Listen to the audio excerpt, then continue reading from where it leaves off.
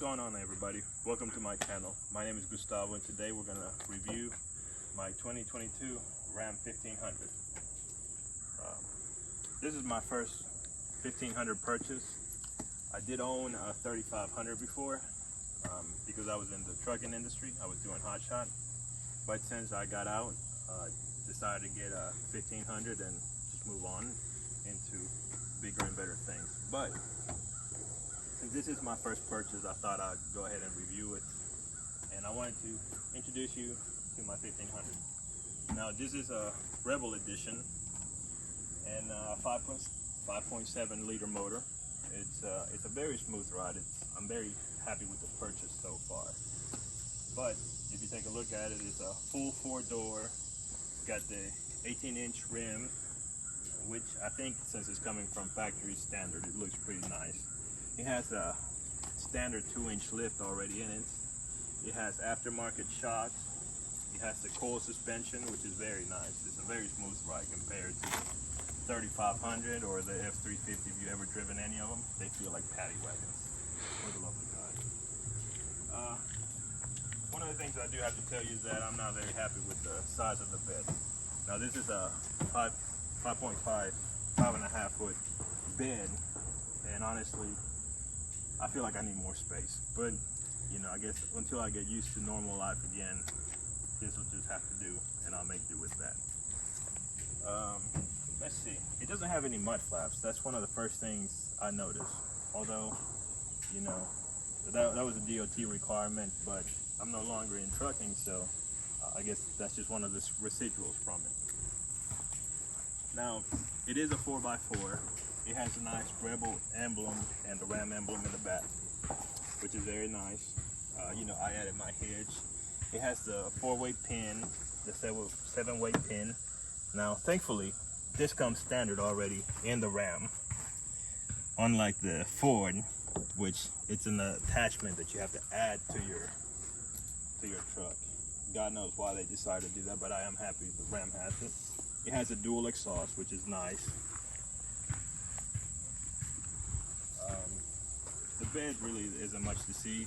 It didn't come with a spray and bed liner. It doesn't have any bed tail lights or anything in it, but it does have the nice night out edition or blackout edition that comes with Ram. It doesn't have an antenna, but it does come with Sirius XM satellite radio. It has the nice lights on your blinkers. It has the sensors for blind spot sensors. And of course, you have your tow hooks on the front. Overall, I'm happy with the way the truck looks. It handles fantastically. It's a very smooth ride. I mean, I think there's a few things that we could do cosmetically to make it look sharper. You know, like maybe a bar light here by the mustache, or I don't know, maybe like a brush guard. We'll see what really comes to it. Now these hood ornaments are not active ones. They're just for show. It doesn't really have holes under my hood. It's just for show. So there's that. You know, it didn't even come with the setup for the vanity plate, so I don't know why that shows there, but you know, go figure. I guess at 65,000 now, Ram just didn't want to include all the bells and whistles, like the bed liner, the vanity plate thing, and working hood scoops. But let's look inside and let me show you.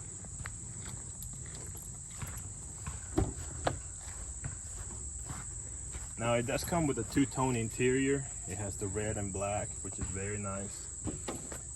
The dash with its emblem, the Rebel, it's very nice. It's kind of old school. It's not digital like the Ford, but it still looks nice, I think. It comes with a 6-inch display on the screen, and the center console is a nice feature to it. The Rebel emblems are on the seat, which does look nice. Although these are heated seats, they're not cool. And of course, on the back seat, as you will notice, we've got plenty to see. And it is 2-tone. There's plenty of space back here to comfortably ride at least 4 people.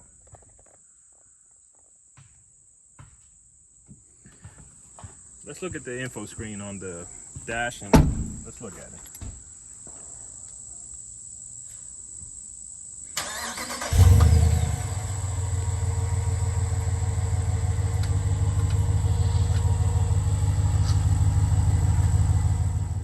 Okay. So as you see, now we have our dashboard and our media center here, I guess. You have your home screen, which comes with this is our vehicle in-dash navigation, and of course it'll have your audio information. It'll give you your climate information, you know, if you want it cooler, hotter, or whatever, if you want to sync it. Then we also have the steering wheel heated. We have media center, you know, if it's CarPlay. It works for both Android and Apple, so you don't have to worry about that. It works for both. Now, just another thing to point out. Welcome to Sirius XM. Other things to point out, this vehicle does come with wireless Apple Play and wireless Android Play. So you don't have to have your USB connection to your phone all the time plugged in for it to always work. It works automatically. I don't have it hooked up right now because otherwise the microphone would be Bluetooth, and I just don't want it damaging the sound resolution of the video. On your comfort, of course, you have your different settings. You have your head, your doubles, just your feet, and then your windshield. And it blows awesome cold air. We're here in the Georgia heat, and it is 86 degrees outside. It does have the wireless hotspot as well if you get it set up. I don't have it set up right now, but I will get it set up in a few days.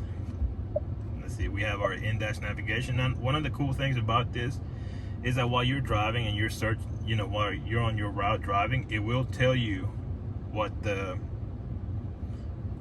fuel prices are on the gas stations that are coming up, which is very nice. I'm not gonna do my setup home here because I don't want you guys to know where I'm living, but it is something to know. Then you have your vehicle, your off-road information, your controls for your mirror dimmers, rear view camera if you need to see. What else we got? And then we just have the apps. You know, if you add more to it, you can always add or take away.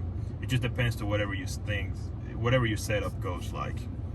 And of course, on your dash here, you have your physical buttons for your heat warmers, steering wheel warmers, your temperature control,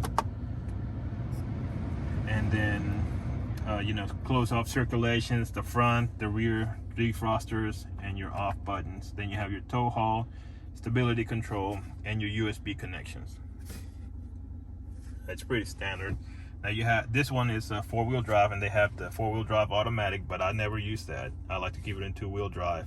You have four-wheel drive high, four-wheel drive low, descent control, actual lock, and it is a push start button.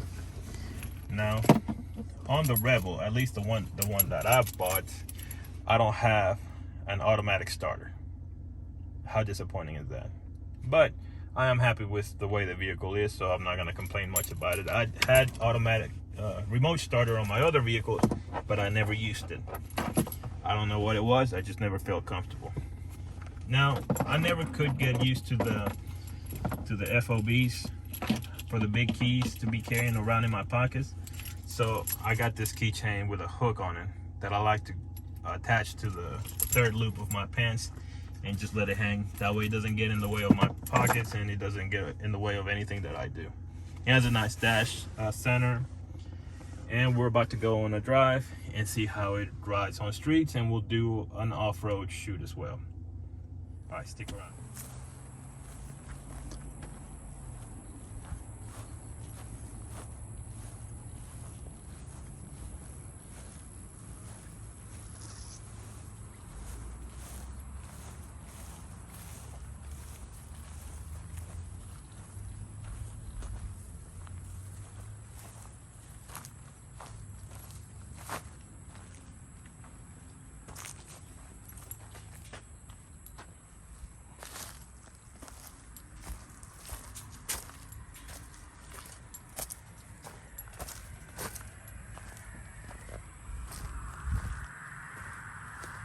Guys, so we're gonna go turn it into four-wheel drive. We have a little patch here, and we put it first in neutral, and then we hit four-wheel drive high, which we're testing it out now. All right, now that it's engaged, we're gonna hit it back into drive, and we're just gonna take this trail slowly, you know, just to get a feel of the car and how it handles. Now there's a lot of aggressive ups and down in this little path, but nothing this car can't handle so far. Now, as you can see, we had some pretty deep holes, but it's handling just fine. Not any problem.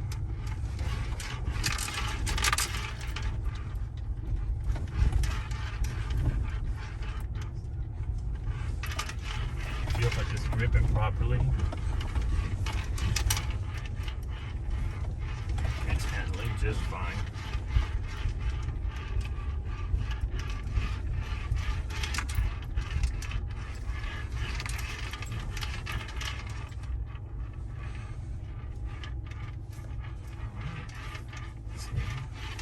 I think it handled fairly well. We'll have to try it again when it's nice and wet and muddy.